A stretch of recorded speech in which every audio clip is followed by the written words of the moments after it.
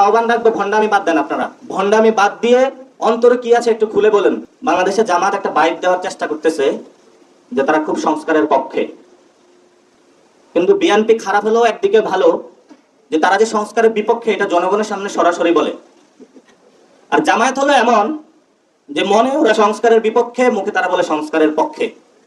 আমরা এখনো আসসালামু আলাইকুম বন্ধুরা, আপনারা এতক্ষণ শুনতেই পারতেছিলেন নাসিরউদ্দিন পাটোয়ারির কিছু কথা। বন্ধুরা, এনসিপির এই নেতার কিছু কথা হইল যে বর্তমানে জামায়াতে ইসলামী তারা নাকি একটা বন্ডাবানি শুরু করে দিচ্ছে। তাদের মুখ হইল সংস্কার কাজ, কিন্তু অন্তরে নাকি সংস্কার নাই। তো এরকমই তিনি মন্তব্য করতেছেন, কিন্তু তিনি পাশাপাশি বিএনপিকে নিয়ে বলে ফেলছেন যে তারা সরাসরি যেতেছে যে কোনো সংস্কার দরকার প্রয়োজন নেই এবং নির্বাচনটা আগে আগে দিলে ভালো হয়। তো এইরকমই দেখা যেতেছে। তো নাসিরউদ্দিন পাটোয়ারির কথা আপনারা দেখতে পারবেন আজকের এই ভিডিওর মাধ্যমে। বন্ধুরা, ভিডিওটা শেষ পর্যন্ত দেখতে থাকুন, তাহলে জানতে পারবেন নাসিরউদ্দিন পাটোয়ারি কি কথা বলছেন এবং জামায়াতে ইসলামীকে নিয়ে যেইগুলো কথা বলছেন সেগুলো শুনলে আপনার তো অবাক হইবেনই। তো এছাড়া তিনি আরও কিছু কথা বলছেন, সেগুলো জানতে হলে ভিডিওটা শেষ পর্যন্ত দেখতে থাকুন।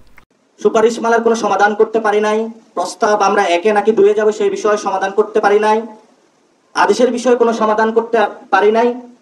তারা নতুন করে মার্কেটে নিয়ে এসেছে গণভোট। গণভোট হবে, গণভোট হলে তো জামাত যে পার্লামেন্টে 300 সিট পেয়ে যাবে সেটা তো আর বাংলাদেশে হচ্ছে না। আমরা আগেও বলেছি, গণভোটে যদি হ্যাঁ জয় যুক্ত হয় এটা তো বাংলাদেশের জনগণের জয় যুক্ত হবে, এটা তো জামায়াত ইসলামের জয় হবে না। বন্ধুরা, নাসিরউদ্দিন পাটোয়ারি তিনি এর আগেও জামায়াত ইসলামীকে নিয়ে অনেক কথাই বলছেন। বন্ধুরা, তার কথার সাথে যদি আপনাদের কোনো যুক্তি মিলে তাহলে অবশ্যই সহমত বলে কমেন্ট বক্সে জানাবেন। এছাড়া তার কথার সাথে যদি আপনার দ্বিমত হয় এবং আপনার নিজস্ব কোনো মন্তব্য থাকে তাহলে অবশ্যই কমেন্ট বক্সে জানাতে পারেন। বন্ধুরা, নাসিরউদ্দিন পাটোয়ারির কথাগুলো নিয়ে আপনারা একটু চিন্তা ভাবনা করে কথা বলবেন। এছাড়া অন্যান্য বিষয় নিয়ে তিনি যা বলতেছেন এগুলো একটু মনোযোগ দিয়ে শুনেন, তিনি কি কথা বলতেছেন। এই জন্য আমরা জামায়াত ইসলামের কাছে আহ্বান রাখবো, ভণ্ডামি বাদ দেন। আপনারা ভণ্ডামি বাদ দেন। ভণ্ডামি বাদ দিয়ে অন্তরে কি আছে একটু খুলে বলেন।